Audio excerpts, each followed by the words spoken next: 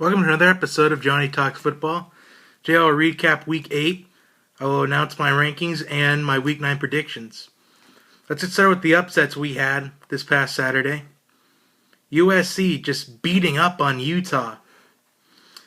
I guess it's beneficial that Utah lost because if they won out, they would have been in the playoff. And I personally believe that they would have been a waste of a playoff spot because I don't think they can beat the teams that are in my top 4, which I'm going to reveal that in a second. But before I do that, another upset happened. Georgia Tech, who's been struggling all season, beats Florida State on a block field goal that got ran back for a touchdown. And I got so mad at myself because I was watching USC and Utah because I thought that Utah could have had a chance to come back in that one.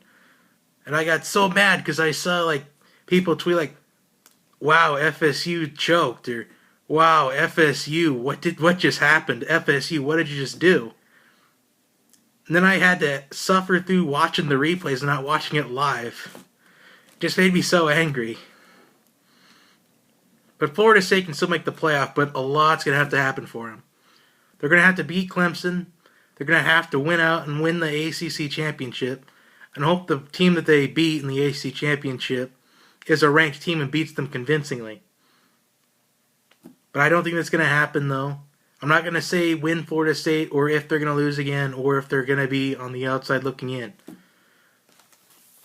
Alright, anyway, let's get to my rankings. Now this is the Johnny Bird Tech top 4.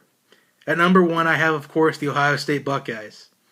2, I have the LSU Tigers. Number 3, I have Clemson, and they moved up in my ranking compared to last week because of that convincing win against Miami, Florida. They basically humiliated Miami, Florida.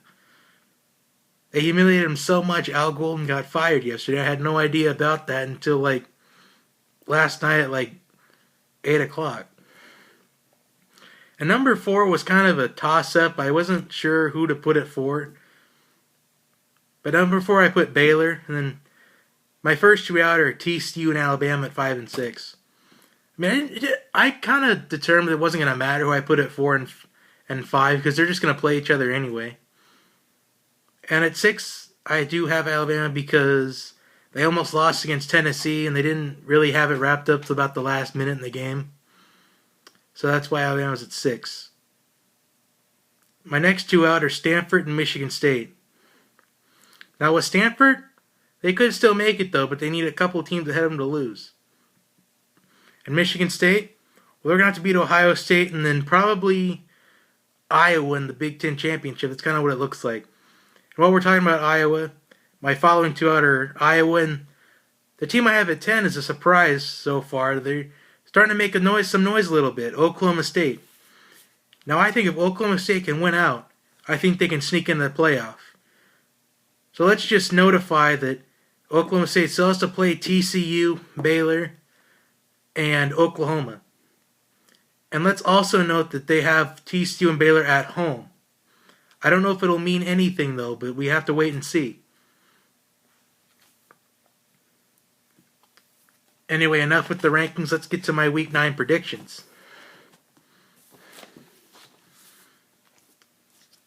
Alright, so the matchups are a little bit better, but I don't really think they're going to be necessarily interesting.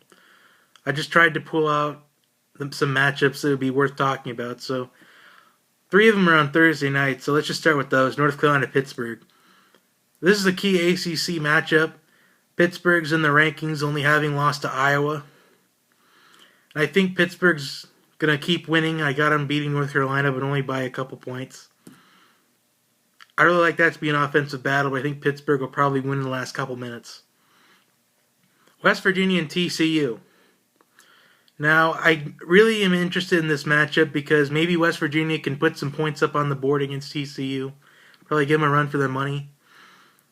But in the end, I like TCU to make some plays in the fourth quarter or the second half and win by double digits. Oregon and Arizona State. Now, the Pac-12 is the most unpredictable conference of the year. And if you've noticed this year, the Pac-12 matches have been a little lopsided. So it'll probably be lopsided either way no matter where I pick. So I just picked Arizona State because they're at home. And Oregon's kind of been struggling this season. Next matchup is a Big Ten matchup, Illinois and Penn State. I like Penn State to win this one by a close margin. This could have the potential of going to overtime. But I think Christian Hackmer is going to make a couple plays in the second half to lead Penn State to victory. USC and Cal. Well, I do realize this is in California, but I like USC to pick up a road victory. They're coming off that confidence against Utah last week.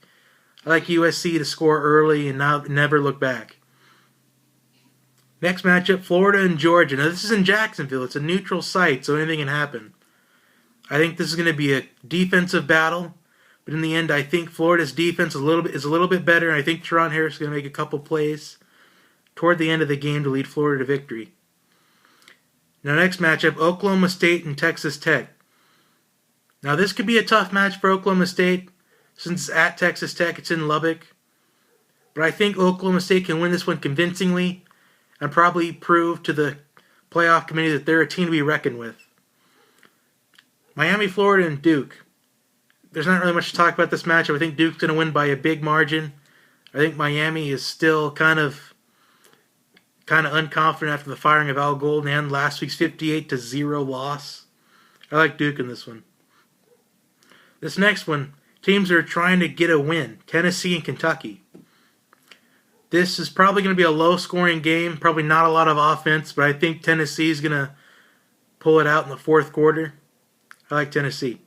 And the final matchup, Notre Dame and Temple. Now, this is advertised to be a good matchup, but I don't think it's going to be close. I think Notre Dame is going to win by at least 14 points. Even though it's at Temple, I think Notre Dame is going to win by double digits, 14 points. I like Notre Dame's running game to get a couple touchdowns. DeShone Kizer, quarterback, getting about 2 touchdown passes, probably a rushing touchdown too. Notre Dame will win by a lot in this one, I think. And before I sign off and post this on YouTube, I'd like to give a shout out to Bellevue West football, taking on Lincoln North Star in the first round of the state playoffs. It's been a while since they've won and made it past the first round of state playoffs, and I think this is the year. Playmakers in purple all the way. Let's go. Anyway, thanks for watching, and I'll see you next time.